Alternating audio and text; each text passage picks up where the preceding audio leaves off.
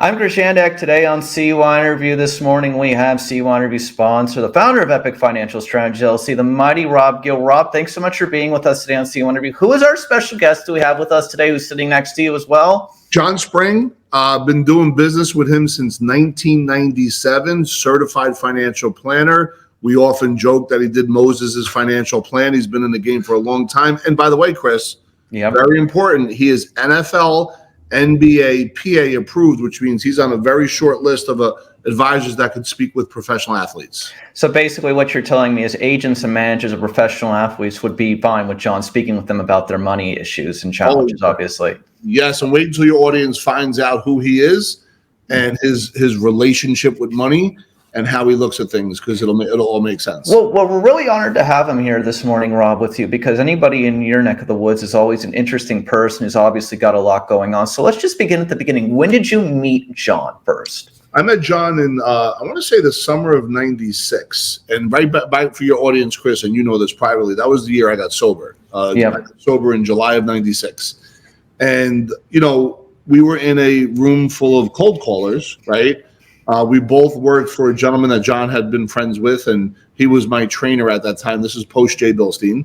Sure. And, so I already was taught the magic of $400 a day.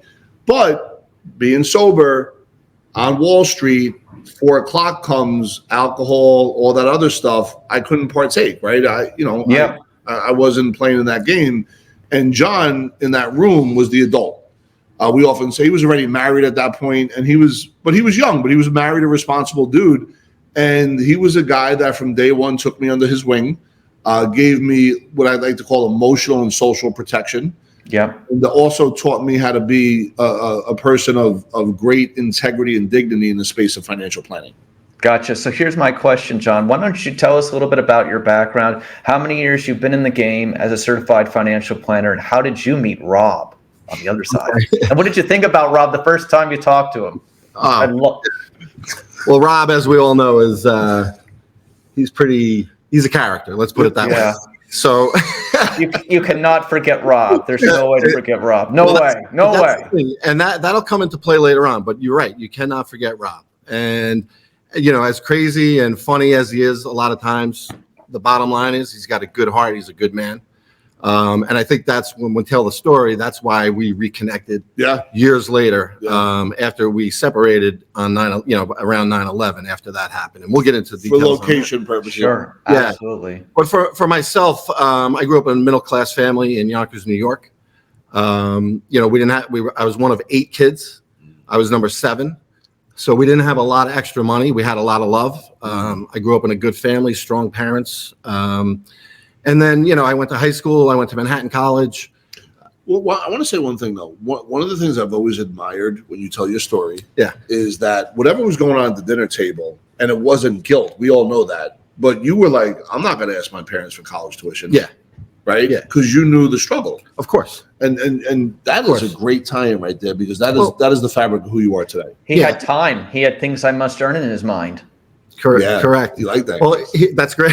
Here's the other thing, and I don't want to skip over this part either. When I was really young, I think it was sophomore year of high school, I got very sick. And then into junior year, it was actually critically ill. I had ulcerative colitis. And I went to doctors I'm in Westchester County, New York. I went to doctors that told me I may have to have a colostomy for the rest of my life, things like that. And luckily looked for a second opinion in New York City, got some of the top doctors in the field. I was able to have a surgery, not have a colostomy for the rest of my life, and moved on with my life. But I think that absolutely informed me of just being present, being aware of my surroundings, aware of other people's feelings. And it really put me in tune and set me up for when we go back to realizing that my parents, I realized the sacrifices they made for me. I always get emotional when I talk about this, but realized the sacrifices they made for me. I realized my whole family, how much love there was. And I love it. Let me control myself for a second. Yeah. But anyway, so then I went to high school, and when I was in high school, I'm sorry, this is when it happened, but when I came out on the other side of surgery, within 1 year, I gained 80 pounds. I mean, I was really sick. and started playing sports again, doing everything. But I was coming upon graduation, and again, my father, middle class, hard worker, worked a couple of jobs. He worked for Con Ed. Yep. Con Edison. And, he provided, I'm telling you, a lot of love we never wanted from anything, but like, Rob, there wasn't a lot of money. And me and Rob share the same story. Yeah, sure. And my father got paid by the month. So at the end of the month, It was a struggle. there was a struggle. Like all of a sudden it was pancakes for dinner. You know what I mean? Yeah, I hear you. Fruity Pebbles. But that's the way we were. Sugar. I grew up that way. I just knew that's the way it was. And then payday would come and, the whole thing. It was great. Payday came. It was like pizzas and like. Yeah, exactly. And by the way, though, with all that said, to my father's credit, and I don't know how he did it, but every year we went on vacation for 2 weeks to the Jersey Shore. Okay. So he knew the value of budgeting. He knew how to, make it last, get things done, but also be able to treat his family to a great. John, I want to just break in and say one thing here quickly.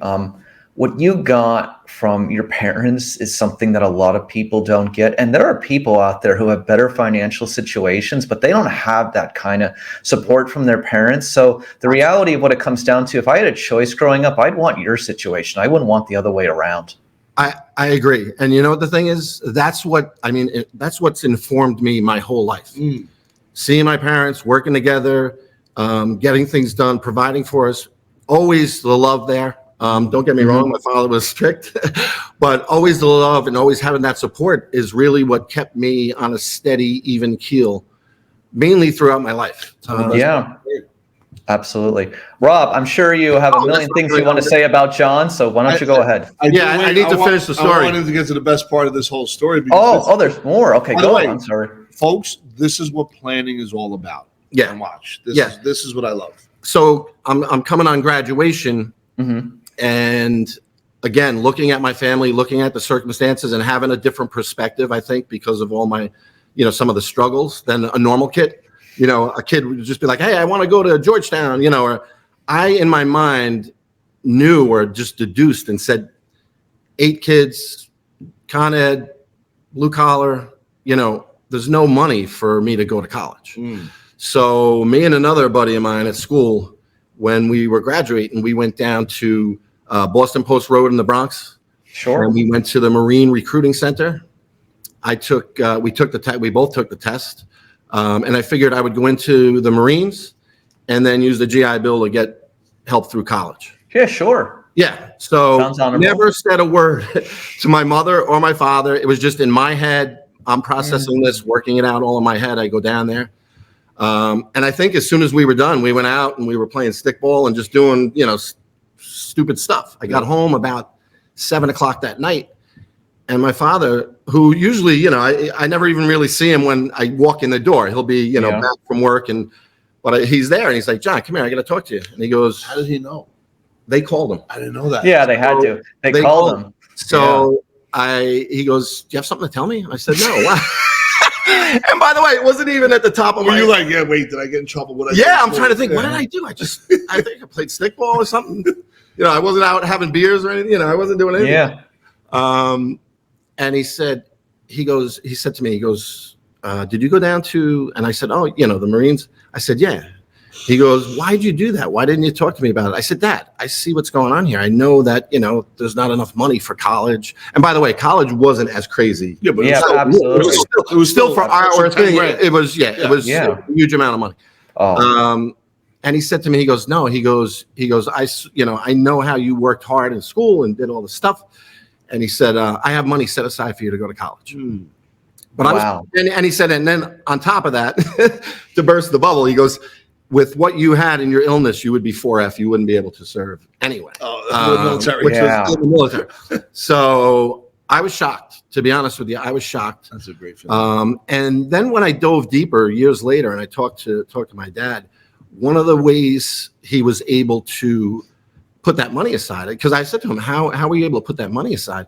And one of the ways he was able to get some of that money together was he worked for Con Ed. He became management there, but he would be the guy, like, when you see, like, I don't want to disparage Con Ed workers, but like 8 of them around a hole looking at it and digging it, he would be the guy supervising it and making sure that it's done right. So one time he was in a very affluent area and he was managing the job. and he got to know, and they were at the edge of, a homeowner's property. And my father was a great guy, unbelievable personality, just very charismatic. Got to talking, became friendly with the guy, and the guy gave him advice and offered him help. I love it. This is back when, nowadays a lot of people have financial advisors. They have a lot of people they can go talk to, a lot of resources with the internet. Yeah. This is in the 80s, right? So years ago. This is in the 80s. So, there wasn't that. And if you had a financial advisor, you were really affluent and you had it. And this gentleman happened to be a financial advisor and helped my father make some moves and do some things that paid off for not only sending me to college, but set up my father's financial future down the line, where he was able to retire and do things, I think, a lot earlier than he thought. Hey, Rob, all these stories, how do they relate to your upcoming book, Surviving Success? Because it feels like that. It's funny because John is a benchmark for me, right? Just in how to be a man in life. And I mean that as a dad, a husband, somebody with money mindset, very conservative approach to life itself, in all good ways. And John is we were just in Vegas, not in Vegas, but we were at the Meltzer event. And John and I had one of those, big boy conversations where he had to remind me of certain things that I forgot. So I would say John is a person that reminds me of reality. And if I'm going one way or another, he's a guy that could straighten me out just by having a conversation in ways that he knows how to open up my listening. And I could hear him in ways I may not hear other people. Makes sense. So that's one of the many great attributes of our dynamic. And, sometimes you have to go through pain to get to that place. And that's how you survive success, but overcoming the pain. And But it must feel great at this point with what you're accomplishing now, Rob, to have someone like John in your corner who's working with you every day, right? It must feel great knowing where you are right now, someone who you've been with for a long time. I do feel great about that. And on the wealth management side of Epic, it's a registered investment advisory that, I'm just giving the keys to the kingdom right to John and letting him run with it at this point, because me on the insurance side, that's my specialty, but the wealth management is not. And, sometimes you got to let go. Right. And the model on that side hadn't been where we wanted to be. And I think that we're stepping into that now. And noticing, Chris, for your audience, that as I've climbed the success ladder, there's always challenges at each new step that you didn't know existed until you get there. So that's the surviving success. And I'm going through one right now. That I'm living, feeling every day. And it's a beautiful opportunity that in the past I would kind of go like this a little bit more, but I'm embracing at what's happening right now because there's lessons in this divine intervention that's happening, not because of me, but for me. But what's interesting, Rob? I'm sure that you and John are great bouncing off of each other because you work in different industries and then can do referrals to each other, right? Isn't that the best part about it? How it's a great team effort that comes together. Yeah, we belong in the same. We don't even refer people to each other because it's within the same umbrella. But he is an expert at things that I'm not an expert in, and he's really good at it. Gotcha. Makes sense. Okay. So then moving forward, John, why don't you talk about your day-to-day there at Epic and then talk about your dealing with professional athletes? Yeah. So the day-to-day, obviously going back to your question, I've been a CFP for 15 years, coming on 15 years. I've been in the business 24 years. So day-to-day is, asset management, speaking with clients, making sure they're updated. The biggest thing about what we do, and I think one of the biggest pitfalls for relationships with advisors and things, is communication. Yep. Right. So what I try to do and try to focus on, there's a component of, obviously you always want to be, generating new business. Back to mine and Rob's relationship, we don't refer people to each other because we are basically a holistic financial planning shop where we want to take the whole financial picture into consideration. Yeah. So we work together with each individual client as opposed to referring them to each other. Yeah. Got it. I think there's a component when we're asset management, there's always a component that could be or should be dedicated to risk management and to insurance and vice versa. Yeah, fair enough. And let me play with the continue, but let me say one thing for anyone that's listening. When your advisor refers somebody outside of their organization, it's not a solid when everyone's within the same organization, so the right hand can speak to the left hand more efficiently. Correct. And not just amongst me and Rob, we always try to incorporate accountants and attorneys as well. Yeah. Yeah. 100%. So in that vein, what we do is, what I'll do is I look at, all right, what are we doing to create new business? Big push on that now, emphasis on that. Yeah. And then how am I communicating with my clients? Who needs to be called today? Who needs to be talked to? Because going back to what I was saying, a lot of times, the biggest downfall, and a lot of times when I take over a new account, I'll ask somebody, when's the last time you spoke to your advisor? And it's a lot of times it's been way too long. I mean, even if I'm looking at an account and I don't think there's anything that needs to be changed, reallocated, or anything like that. And again, I have an investment committee that takes care of that, makes decisions based on that, because I'm out, front facing. But even if it's a client and there's no changes or anything on the horizon, I owe them a phone call just to say, hey, here's what we're doing. Here's what I see is happening out in the markets. How are you? Anything changed with you guys? It's just communication, keep people tight. Back in 2022, when the market was really taking a hit, with COVID and everything else, that's when I was really shocked to talk to people and say, when did you talk to your advisor last? And it'd be like, I don't remember. Damn. When markets are volatile and when there's a lot going on, you have to be there and speaking to your clients, not just taking their calls, but actually proactively making calls, keeping them informed. And being in the business so long, I learned that, I'm not going to say the hard way, but I learned that early and often. We had Rob, you were with me. We had the 2000, internet bubble. Prior to that, we had the Asian contagion. We had a lot of market volatility in our careers where you had to get on the phone. Let me say, Chris, I want this to register. Sure, absolutely. John, one of the things that he does that you don't see often is he sets the expectation early.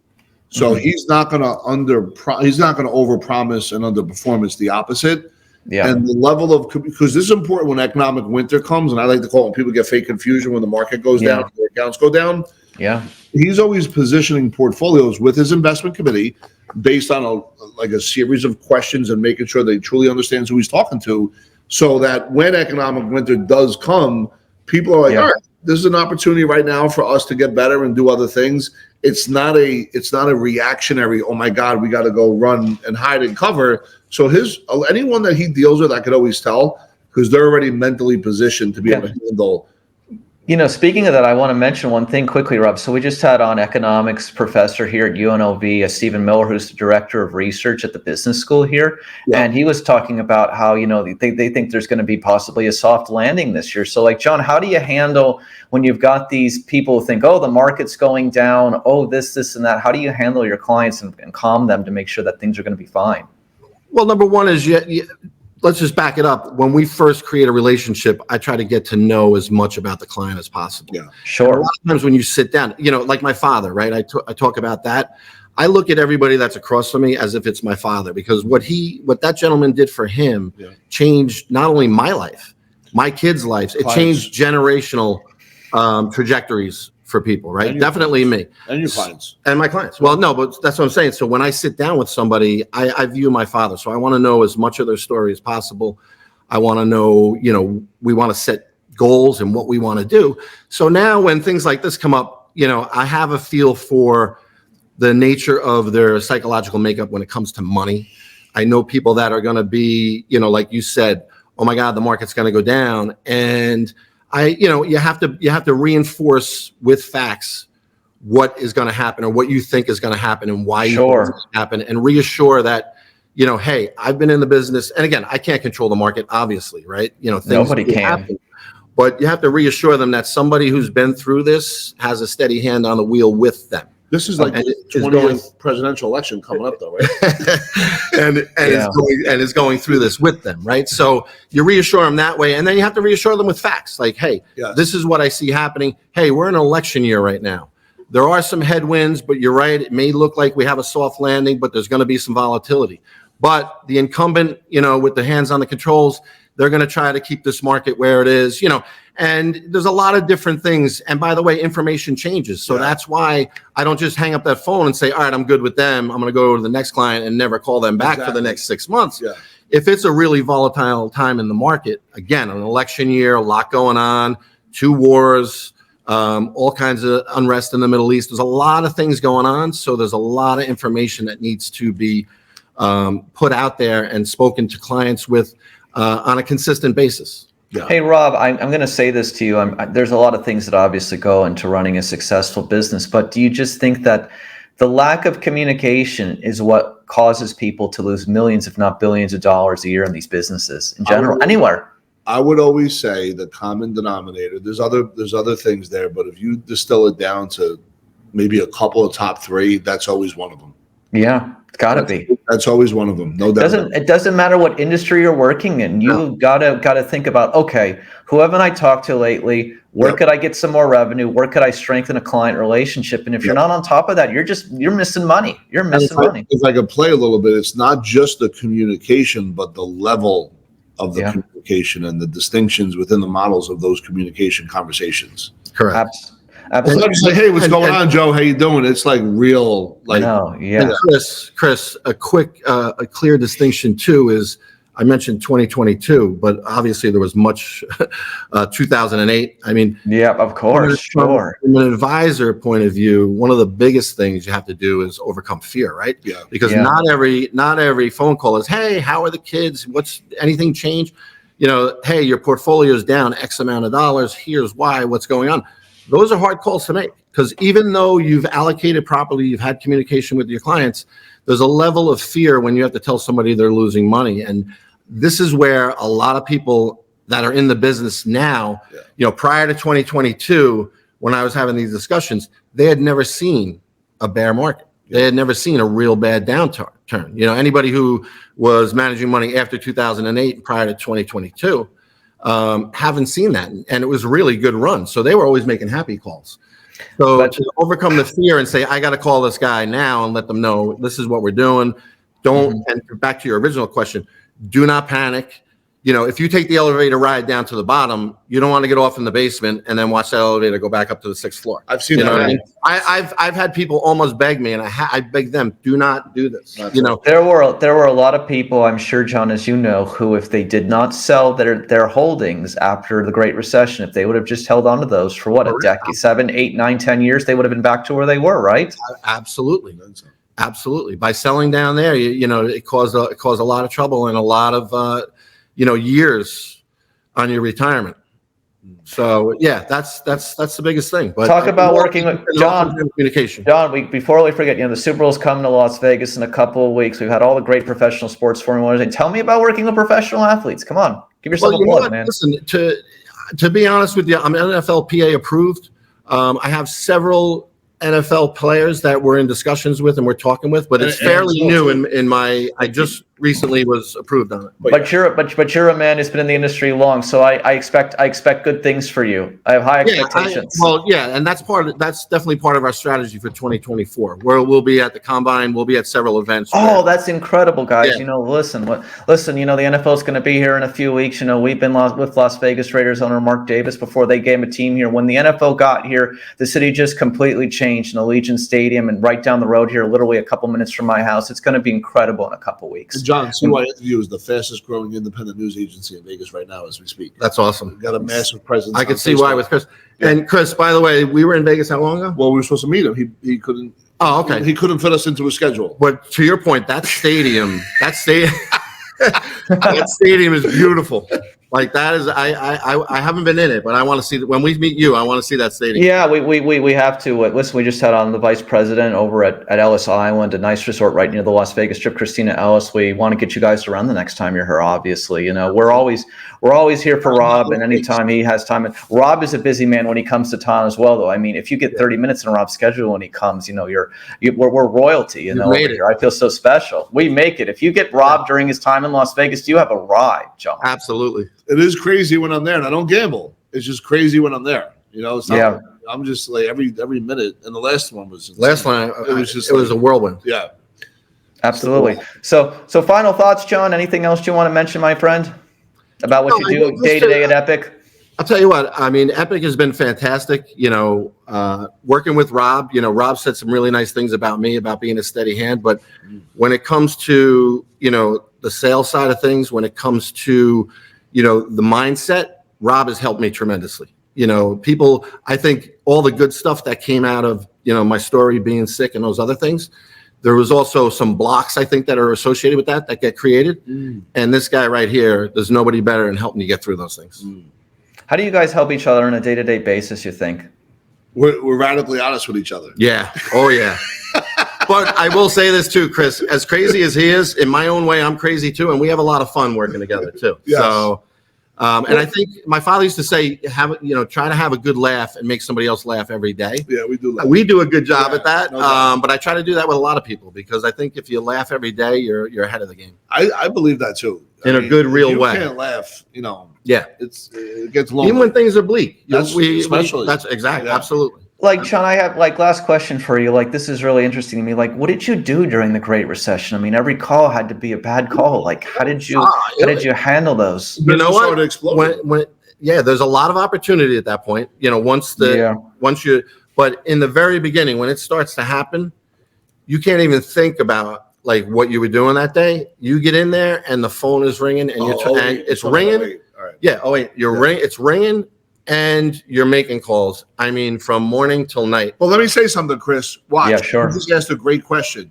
So the person in 08 that didn't have their clients in proper planning strategies, they lost money much greater than the advisor that was already in a good situation as far as whatever their breakdown of their portfolios were, including no margin and other things that really hurt you, fees and margin, all that other stuff. That if you're not in that space, you're already ahead of the game when the economic winter comes. But here's the other thing, Chris, too, that's very important. During those times, people are down money. The markets, there's no end in sight. Banks, Bear Stearns, Lehman, they're going out of business. It's a scary time. But even during those scary times, and this is what the internet bubble and things like that informed me, because you think back afterwards, and you not only do you have to talk and communicate with the clients, you actually have the wherewithal and the temerity to actually say to them, hey, if you have cash right now, we have to start thinking about putting it into the market down here. So not only do you want to weather that storm, but when it goes to the basement, you want to put some more money in that elevator too, so that when it goes back up to 6, you're getting that return. Yep. Same thing in 2022. It was a quick 30% drop. That was quick. If you had, and it was very quick. And I'm not saying, but if you had cash there and you were able to inject it, I'm not going to say you get to the bottom and the top, but you're going to get 15% out of that quick. One of the things I've always noticed with you, and to that scenario, you would dollar cost average on a pullback, not just put all in at once. Correct. Yeah, because you don't know how. Yeah. But most people are just trying to get out of that one conversation and explain where everybody is. But you really have to say, hey, by the way, and with the cash position we have, we should inject some into the market right now. We're gonna leave it there, guys. But what an interesting conversation about overcoming adversity, inspiration, keep moving forward, communicate more to people. Communication is a big key in life to success. Really great conversation today. So for that, we thank you again, CYInterview sponsor, the founder of Epic Financial Strategies LLC, Mr. Rob Gill, the mighty Rob Gill, and certified financial planner, John Spring. Thank you both for being on CYInterview today. Thanks, Chris. Appreciate it, Chris. Thanks for having me. You're the best. Thank you for watching today's CYInterview segment from Las Vegas. Please hit the like button and please hit the subscribe button to be updated on all future CYInterview content from Las Vegas and beyond.